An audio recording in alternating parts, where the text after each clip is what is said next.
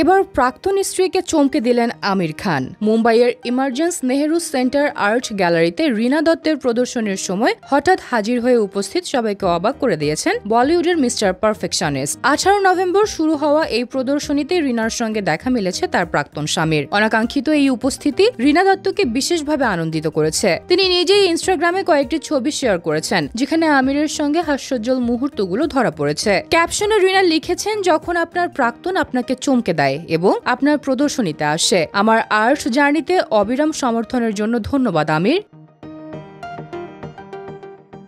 আমির খান এবং রীনা দত্তের সম্পর্ক দীর্ঘকাল ধরে বন্ধুত্বপূর্ণ এবং সন্তানদের মাধ্যমে তারা এখনও ঘনিষ্ঠভাবে সংযুক্ত।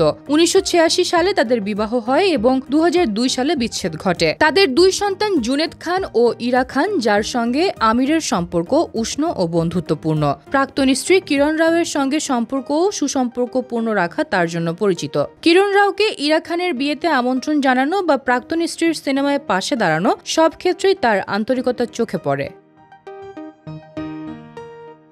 বর্তমানে আমির খান নতুন সম্পর্কে রয়েছেন গৌরী স্প্রাটকের সঙ্গে। গৌরী চলচ্চিত্র জগতের বাইরে থাকায় তারা তাদের সম্পর্ক ব্যক্তিগতভাবে রাখেন, তবুও মাঝে মাঝে প্রকাশ্যে একসঙ্গে সময় কাটাতে দেখা যায় তাদের। প্রাক্তনদের সঙ্গে পরিপক্ক যোগাযোগ বজায় রাখা এবং শিল্প সংস্কৃতিতে নিয়মিত উপস্থিতি তার ব্যক্তিত্বের আরও একটি দিক উন্মোচন করছে।